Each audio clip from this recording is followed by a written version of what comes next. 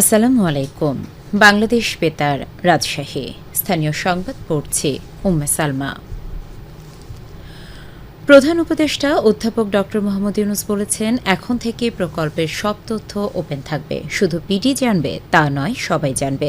আজ আওয়ামী লীগ সরকারের পতনের পর প্রথম অনুষ্ঠিত জাতীয় অর্থনৈতিক পরিষদের নির্বাহী কমিটির সভায় তিনি একথা বলেন। প্রথমবারের মতো তেজগাঁওয়ে প্রধান উপদেষ্টার কার্যালয়ে এ সভা অনুষ্ঠিত হয়। সভায় অধ্যাপক ড মোহাম্মদ ইউনুস বলেন, রাজনৈতিক উদ্দেশ্যে নেওয়া প্রকল্পে চিন্তা দরকার, মেগা প্রকল্পও বাদ দিতে হবে।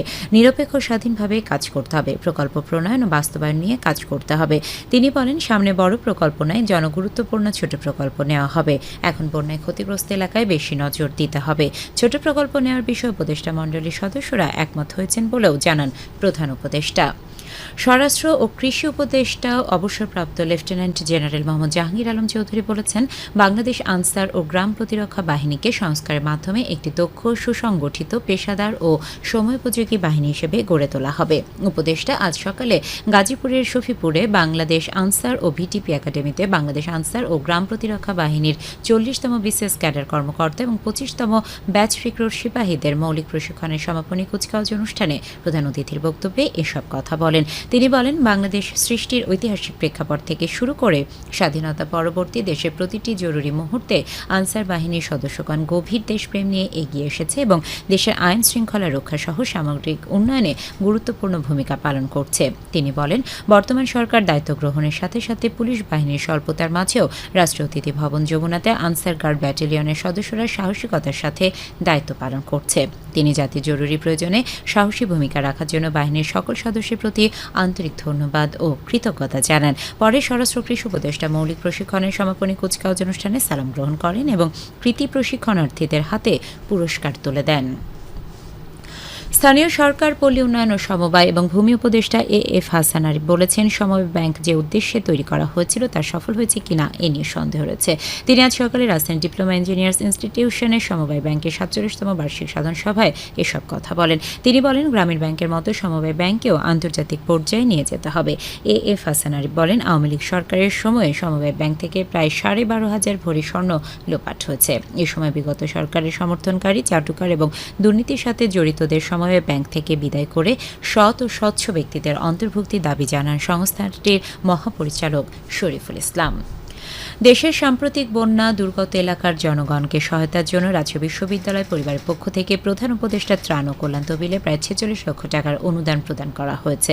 গতকাল রাবি জনসংযোগ দপ্তরে এক সংবাদ বিজ্ঞপ্তিতে এই তথ্য জানানো হয়েছে। বিজ্ঞপ্তিতে বলা হয়, গত 15 সেপ্টেম্বর রাবির পক্ষে কোষাধ্যক্ষ প্রফেসর মোহাম্মদ ওবায়দুর রহমান প্রামাণিক বিশ্ববিদ্যালয়ের শিক্ষক, কর্মকর্তা কর্মচারীদের একদিনের মূল বেতনের সমপরিমাণ অর্থ প্রায় 46 লক্ষ টাকার চেক প্রধান উপদেষ্টার কার্যালয়ে দুর্যোগ ব্যবস্থাপনা ও ত্রাণ এবং মুক্তিযুদ্ধ বিষয়ক উপদেষ্টা ফারুক আজম বীর প্রতীকের নিকট হস্তান্তর করেন। এ সময় রাবির ভারপ্রাপ্ত হিসাব পরিচালক প্রফেসর মোহাম্মদ নির্ঝর রহমান উপস্থিত ছিলেন। মেধাবী জাতি গঠনের লক্ষ্যে শিক্ষার্থীদের পাঠ্যাভ্যাস গড়ে তুলতে নাটোরে মতবিনিময় সভা অনুষ্ঠিত হয়েছে। জেলা প্রশাসকের সম্মেলন কক্ষে অনুষ্ঠিত সভায় ভারপ্রাপ্ত জেলা প্রশাসক মোহাম্মদ মাসুদুর রহমানের সভাপতিত্বে প্রধান অতিথি হিসেবে উপস্থিত ছিলেন গণগ্রন্থাগার অধিদপ্তরের মহাপরিচালক মনীষ চাকমা। সভায় বক্তারা বলেন, টেকসই উন্নয়নের অভীষ্ট লক্ষ্যে উপনীত হতে গুণগত মানের শিক্ষার পাশাপাশি বিভিন্ন বিষয়ভিত্তিক বই পড়ার অভ্যাস গড়ে তুলতে হবে। প্রত্যেক শিক্ষার্থী হবে একজন স্বাধীন পাঠক। কাঙ্ক্ষিত বইয়ের সাথে শিক্ষার্থী সংযোগ তৈরি করে দিতে হবে। এই লক্ষ্যে সরকারি গণগ্রন্থাগার রুম টু রিড কাজ করে যাচ্ছে। সভায় উন্নয়নের মধ্যে বক্তব্য রাখেন অতিরিক্ত জেলা প্রশাসক মোহাম্মদ রওশন আলী, জেলা প্রাথমিক শিক্ষা অফিসার গোলাম নবী এবং রুম টু রিডের কান্ট্রি ডিরেক্টর রাখি সরকার। প্রাথমিক শিক্ষা অফিস এবং সরকারি গণগ্রন্থাগারের কর্মকর্তাবৃন্দ মতবিনিময় সভায় অংশগ্রহণ করেন।